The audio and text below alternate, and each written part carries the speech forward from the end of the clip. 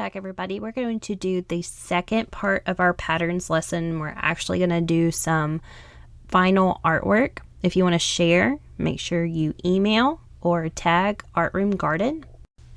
We're going to start our lesson with a little inspiration. We're going to read today a story called Arnie the Doughnut.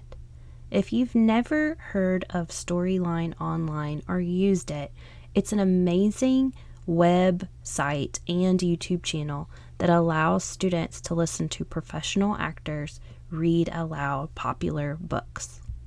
Pause this video and go to the description below to access the story on Storyline Online. Welcome back. I want to think about what we read in this story, thinking about Arnie's amazing morning, using sequencing words such as first, next, then, and finally. Take a minute to discuss, write, or think about what happens in Arnie's morning. Let's talk about the sequence of his morning. First, he was cut into a ring. Next, he was deep fried. Then, he was cooled. Finally, he was iced. And that was his story. Take a moment to gather supplies.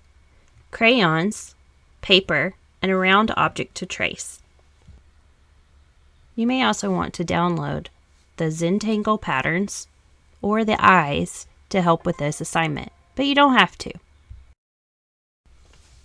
We are going to use pattern and color to make our own unique fancy donuts.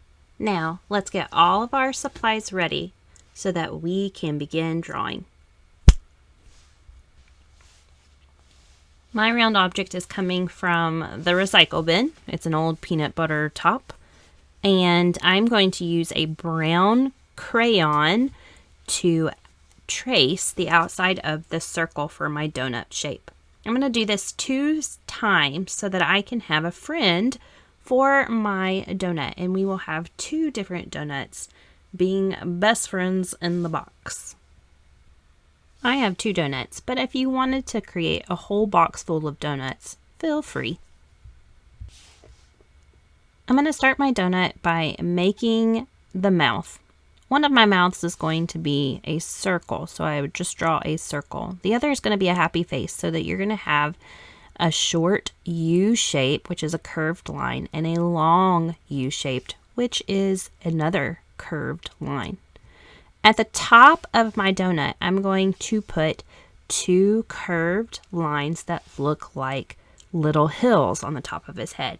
And on the other head, I'm going to do like an M shape so that the eyes are stuck together.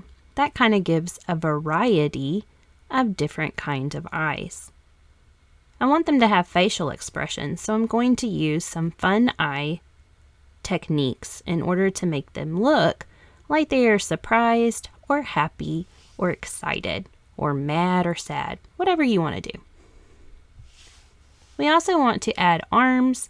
I'm just going to do lines for the arms, squares for the hands, and then fingers will just be more lines.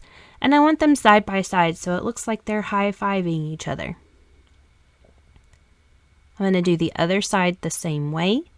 I'm going to have 2 squares for their hands and lines for their arms and their fingers.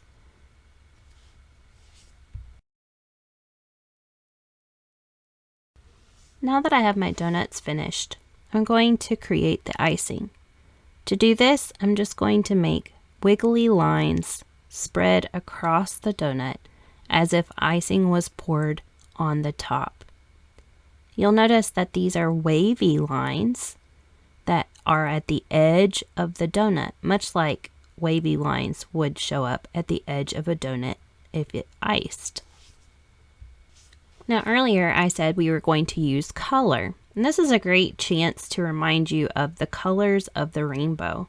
Let's go over Roy G. Biv, which is how I remember our colors of the rainbow. Red, orange, yellow, green, blue, indigo, and violet. I've already started one of my donuts, so I'm going to show you how I used my patterns in the previous lesson to create my donut pattern and sprinkles.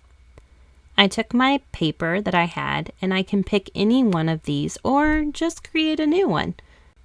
Now, let's decorate our donut. Let's find a different type of pattern that we want to use, or one from your paper that we begin. Now, I've already used hearts on my other donut, so in this time, I think I just want to make rectangles for normal sprinkles. I'm also going to make my rectangles different colors. Let's speed this up.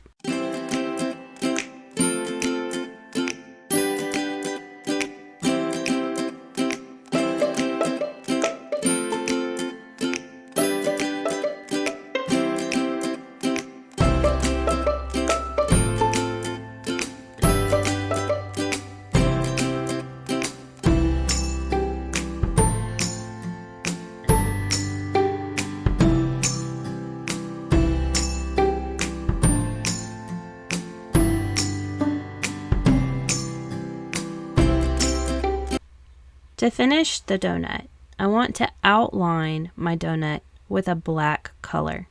It helps show all the lines that we have in the donut and just makes it stand out just a little bit more.